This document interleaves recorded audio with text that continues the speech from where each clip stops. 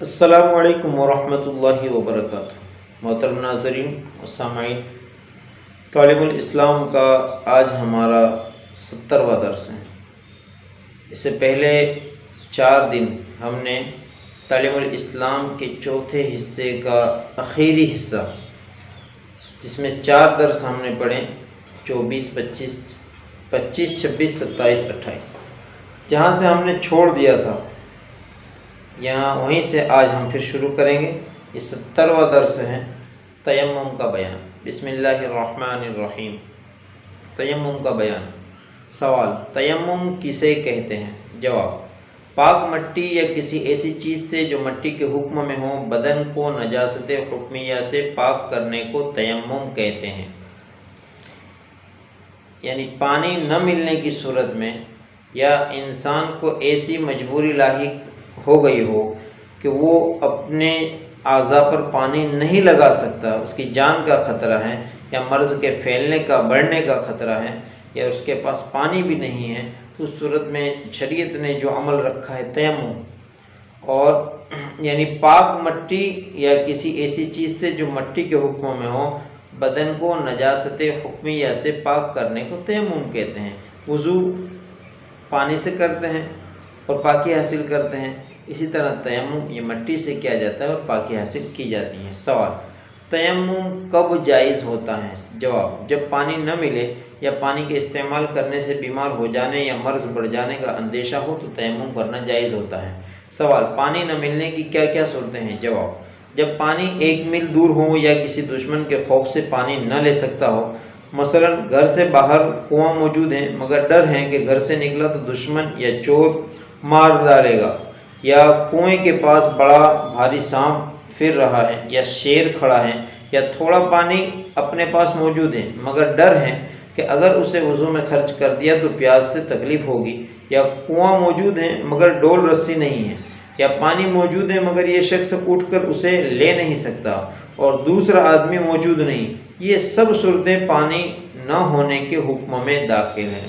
شریعت نے ان مسلمانوں کے لیے کس قدر آسانی فرما دی کہ یہ تمام صورتیں اگر بنتی ہیں تو تیمم کرنا جائز ہے۔ سوال: بیمار ہو جانے کا خوف کب معتبر ہے؟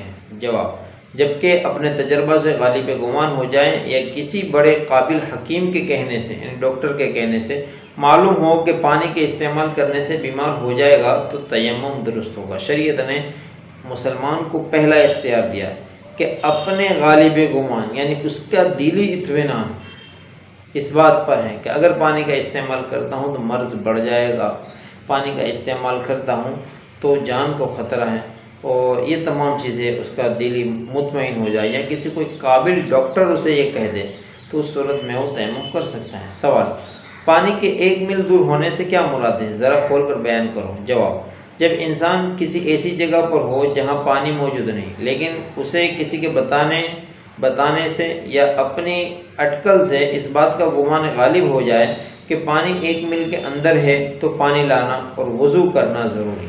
اگر 1 میل کے اندر ہے تو پھر پانی کی تلاش کے لیے جانا اور پانی لا کر وضو کرنا چاہیے، لیکن 1 میل سے زائد ہو دور تو پھر اس صورت میں تیمم کرنے کی اجازت ہے۔ مگر جب کوئی بتانے والا بھی نہ ہو اور کسی طریقہ سے بھی پانی کا پتہ نہ چلے، یا پانی کا پتہ تو چلے لیکن وہ 1 میل یا اس سے زیادہ دور ہو تو پھر پانی لانا ضروری نہیں، تیمم کر لینا جائز ہے۔ سوال: تیمم میں فرض کتنے ہیں؟ جواب: 3 فرض ہیں۔ اول نیت کرنا، دوسرے دونوں ہاتھ مٹی پر مار کر منہ پر پھیرنا، تیسرے دونوں ہاتھ مٹی پر مار کر دونوں ہاتھوں کو کونیوں سمیت ملنا۔ وضو میں 4 فرض تھے اور تیمم میں 3 فرض ہیں۔ سوال: تیمم کرنے کا پورا طریقہ بتاؤ۔ جواب: اول نیت کرو کہ میں ناپاکی دور کرنے اور نماز پڑھنے کے لیے تیمم کرتا ہوں، پھر دونوں ہاتھ مٹی کے بڑے ڈھیلے پر مار کر انہیں جاڑ دو، زیادہ مٹی لگ جائے تو منہ سے پھونک دو اور دونوں ہاتھوں کو منہ پر اس طرح پھیرو کہ کوئی جگہ باقی نہ رہ جائے۔ ایک بال برابر جگہ چھوٹ جائے گی تو تیمم جائز نہ ہوگا۔ پھر دوسری مرتبہ دونوں ہاتھ مٹی پر مارو اور انہیں جاڑ کر پہلے بائیں ہاتھ کی چاروں انگلیاں سیدھے ہاتھ کی انگلیوں کے سروں کے نیچے رکھ کر کھینچتے ہوئے کونے تک لے جاؤ۔ اسی طرح لے جانے میں سیدھے ہاتھ کے نیچے کی جانب ہاتھ پھر جائے گا، پھر بائیں ہاتھ کی ہتھیلی سیدھے ہاتھ کے اوپر کی طرف کونی سے انگلیوں تک کھینچتے ہوئے لاؤ، اور بائیں ہاتھ کے انگوٹھے کے اندر کی جانب کو سیدھے ہاتھ کے انگوٹھے کی پشت پر پھیرو، پھر اسی طرح سیدھے ہاتھ کو بائیں پر پھیرو، پھر انگلیوں کا خلال کرو۔ اگر انگوٹھی پہنے ہوئے ہو تو اسے اتارنا یا ہلانا ضروری ہے۔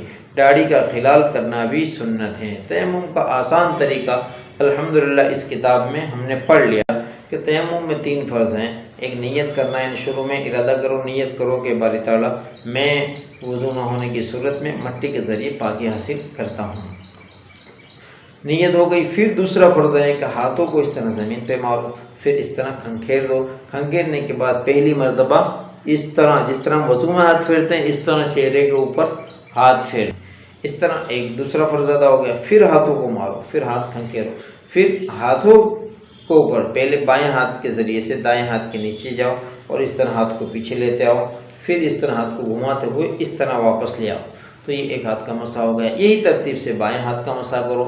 یہ تیمم کے 3 فرض ادا ہو گئے۔ سوال: وضو اور غسل دونوں میں تیمم جائز ہے یا صرف وضو میں؟ جواب: دونوں میں تیمم جائز ہے۔ سوال: کن چیزوں پر تیمم کرنا جائز ہے؟ جواب: پاک مٹی اور ریت اور پتھر اور چونا اور مٹی کے کچے یا پکے برتن جن پر روغن نہ ہو، اور مٹی کی کچی یا پکی اینٹیں، اور مٹی یا اینٹوں یا پتھر یا چونے کی دیوار اور گیرو اور ملتانی مٹی پر تیمم کرنا جائز ہے۔ اسی طرح پاک غبار سے بھی تیمم کرنا جائز ہے۔ سوال: کن چیزوں پر تیمم ناجائز ہے؟ جواب: لکڑی، لوہا، سونا چاندی، تانبا، پیتل، المونیم، شیشہ، رانگ، جست، گیہوں، جو اور تمام گلے، کپڑا، راکھ، ان تمام چیزوں پر ناجائز ہے۔ یوں سمجھو کہ جو چیزیں آگ میں پگھل جاتی ہیں یا جل کر راکھ ہو جاتی ہیں ان پر تیمم ناجائز ہیں۔ سوال: پتھر یا چونے یا اینٹوں کی دیوار پر غبار نہ ہو تو تیمم جائز ہوگا یا نہیں؟ بالکل صاف دیوار ہے، صاف پتھر ہے۔ جواب: جن چیزوں پر ہم نے تیمم جائز بتایا ہے ان پر غبار ہونے کی شرط نہیں ہے۔ پتھر یا اینٹ یا مٹی کے برتن دھلے ہوئے ہوں جب بھی ان پر تیمم جائز ہیں۔ پتھر ہیں، دیوار ہیں، اسی طرح اینٹ ہے، اس پر مٹی کا غبار ہونا بھی ضروری نہیں۔ سوال: جن چیزوں پر تیمم ناجائز ہیں اگر ان پر غبار ہو تو تیمم ہو جائے گا یا نہیں؟ جیسے کانچ پر تیمم نہیں ہوگا لیکن اس پر مٹی کا غبار ہے تو پھر تیمم ہوگا یا نہیں؟ جواب: ہاں، جب اتنا غبار ہو کہ ہاتھ مارنے سے اڑنے لگے یا اس چیز پر ہاتھ رکھ کر کھینچنے سے نشان پڑ جائیں تو تیمم جائز ہے۔ سوال: اگر قرآن مجید پڑھنے یا چھونے یا مسجد میں جانے یا اذان کہنے یا سلام کا جواب دینے کی نیت سے تیمم کیا تو اس سے نماز جائز ہے یا نہیں؟ جواب: جائز نہیں۔ سوال: نماز جنازہ یا سجدہ تلاوت کی نیت سے تیمم کیا تو اس سے نماز جائز ہے یا نہیں؟ جواب: جائز ہے۔ سوال: اگر پانی نہ ملنے کی وجہ سے تیمم کر لیا اور نماز پڑھ لی، پھر پانی مل گیا تو کیا حکم ہے؟ جواب: نماز ہو گئی، اب اسے لوٹانے کی حاجت نہیں، چاہے پانی وقت کے اندر ملا ہو یا وقت کے بعد۔ سوال: تیمم کن چیزوں سے ٹوٹتا ہے؟ جواب: جن چیزوں سے وضو ٹوٹتا ہے ان سے تیمم بھی ٹوٹ جاتا ہے۔ ہاں، غسل کا تیمم صرف حدث اکبر سے ٹوٹتا ہے، اور اگر پانی نہ ملنے کی وجہ سے تیمم کیا تھا تو وہ تیمم پانی پر قدرت حاصل ہونے سے بھی ٹوٹ جاتا ہے، اور اگر کسی اور عذر مثلا مرض وغیرہ کی وجہ سے تیمم کیا تھا تو اس عذر کے جاتے رہنے سے بھی تیمم ٹوٹ جاتا ہے۔ مسئلے کو سمجھنا ضروری ہے کہ وضو کے لیے اگر تیمم کیا تو جن چیزوں سے وضو ٹوٹ رہا ہے ان چیزوں سے تیمم ٹوٹ جائے گا، لیکن تیمم غسل کے لیے کیا تھا تو اب مسئلہ یہ ہے کہ غسل کے لیے جو تیمم کیا تھا وہ کیوں کیا تھا؟ پانی نہ ملنے کی وجہ سے کیا تھا یا پھر کوئی ایسی بیماری تھی جس کی وجہ سے جان کا خطرہ تھا، مرض کے بڑھ جانے کا خطرہ تھا، اس لیے کیا تھا؟ اگر بیماری کی وجہ سے کیا تھا تو جیسے ہی بیماری ختم ہوگی اب اس کو غسل کرنا ہے۔ اگر اس وجہ سے کیا تھا کہ پانی نہیں تھا تو جیسے ہی پانی مل جائے گا اب وہ تیمم ختم ہو جائے گا، غسل کے لیے جو کیا تھا اب پانی سے غسل کرنا ہے۔ سوال: ایک وقت کی نماز کے لیے تیمم کیا تو دوسرے وقت کی نماز اس سے جائز ہے یا نہیں؟ جواب: ایک تیمم سے جب تک وہ ٹوٹے نہیں جتنے وقتوں کی چاہو نماز پڑھ سکتے ہو۔ اسی طرح فرض نماز کے لیے جو تیمم کیا ہے اس سے فرض نماز اور نفل نماز اور قرآن مجید کی تلاوت اور نماز جنازہ اور سجدہ تلاوت اور تمام عبادتیں جائز ہیں۔ سوال، تیمم کی مدت کیا ہے؟ جواب، جب تک پانی نہ ملے یا عذر باقی رہے تیمم جائز ہے۔ اگر اسی حال میں کئی سال گزر جائے تو کچھ مذائقہ نہیں۔ یہ تیمم کا بیان مکمل ہوا۔ نماز کی دوسری شرط، کپڑے پاک ہونے کا بیان۔ پہلی شرط کی تفصیلات جو تھی ہم پڑھ چکے ہیں پاکی کے متعلق۔ سوال، کپڑوں کے پاک ہونے سے کیا مراد ہے؟ جواب، جو کپڑے نماز پڑھنے والے کے بدن پر ہوں جیسے کرتا پائجامہ، ٹوپی، امامہ، اچکن وغیرہ، جواب، جو کپڑے نماز پڑھنے والے کے بدن پر ہوں جیسے کرتا پائجامہ، ٹوپی، امامہ وغیرہ، ان سب کا پاک ہونا ضروری ہے۔ یعنی ان میں سے کسی پر نجاست غلیظہ کا 1 درہم سے زیادہ نہ ہونا اور نجاست خفیفہ کا چوتھائی کپڑے تک نہ پہنچنا نماز جائز ہونے کے لیے شرط ہیں۔ پس اگر نجاست غلیظہ 1 درہم یا اس سے کم اور نجاست خفیفہ چوتھائی کپڑے سے کم لگی ہو تو نماز جائز ہو جائے گی لیکن مکروہ ہوگی۔ یعنی اگر اس سے کم بھی لگی ہیں تو ناپسندیدہ ہے ایسی حالت میں نماز پڑھنا، اس نجاست کو دور کرنا ہے۔ اتنا کپڑے کی پاکی طہارت شرط ہیں، ضروری۔ سوال، اگر امامہ کا ایک کنارہ ناپاک ہے مگر نماز پڑھنے والے نے اس کنارے کو الگ کر دیا، دوسرے کنارے سے آدھا امامہ باندھ لیا تو نماز ہو جائے گی یا نہیں؟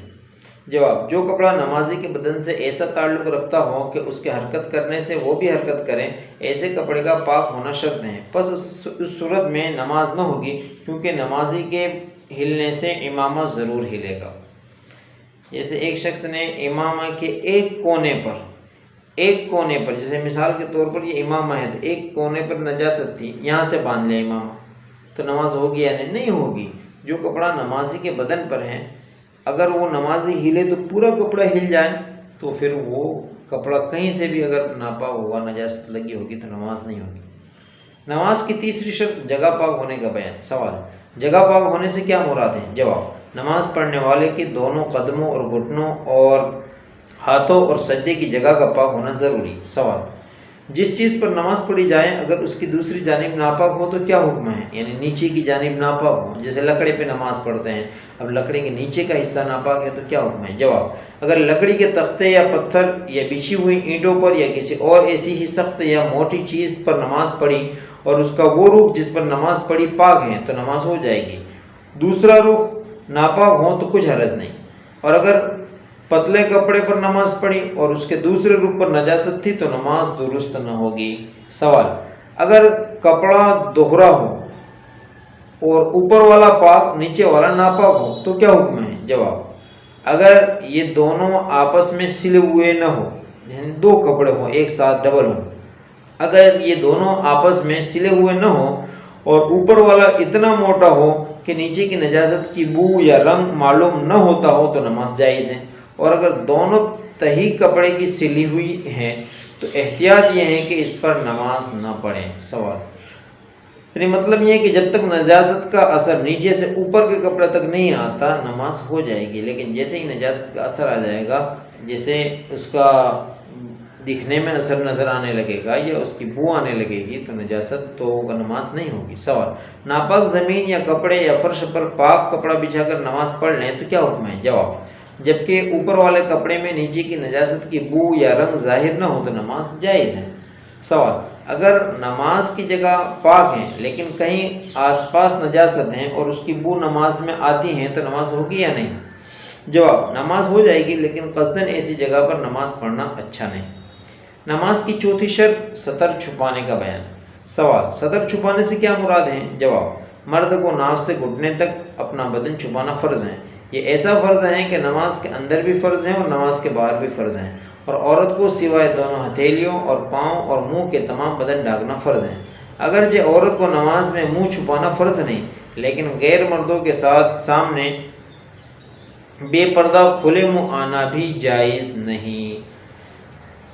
مرد کے لیے ناف سے لے کر گھٹنے تک کا سطر بتایا گیا ہے۔ عام طور پر بہت سے مساجد میں دیکھا گیا ہے آج کل جو نوجوانوں کا لباس ہے، جو ٹی شرٹ پہنتے ہیں، جینس پہنتے ہیں، تو جب نماز میں دیکھا جاتا ہے کہ وہ رکوع میں جاتے ہیں یا وضو کرتے ہیں، تو جب وہ پائیدان پر جب بیٹھتے ہیں تو اس صورت میں ان کا ٹی شرٹ پیچھے سے ادھر ہو جاتا ہے اور ان کی پینٹ نیچے ہو جاتی ہیں بیٹھنے کی وجہ سے، اور وہ جو صدر کا حصہ ہے ناف سے لے کر گھٹنے تک آگے بھی اور پیچھے بھی پورا سطر ہے، تو اس صورت میں سطر کھل جاتا ہے۔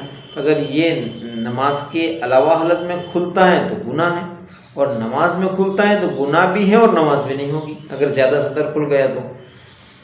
سوال: اگر سطر کا کوئی حصہ بلا قصد کھل جائے تو کیا حکم ہے؟ یہی مسئلہ ہے کہ اس کو پتہ بھی نہیں ہوتا، اس کا کوئی ارادہ بھی نہیں ہوتا۔ بہت سے لوگوں کو پتہ ہی نہیں ہوتا، ہم جب سجدے میں جاتے ہیں، رکوع میں جاتے ہیں، تو یہ جو ٹی شرٹ اور جنس والے ہیں ان کو احساس تک نہیں ہوتا، ان کا صدر کھل جاتا ہے۔ اگر بلا قصد ایسا ہو جائے تو کیا حکم ہے؟ جواب: اگر چوتھائی عضو کھل جائیں اور اتنی دیر کھلا رہیں جتنی دیر میں 3 بار سبحان ربی العظیم کہہ سکیں تو نماز ٹوٹ جائے گی، اور کھلتے ہی فوراً ڈھانک لیا تو نماز صحیح ہوگی۔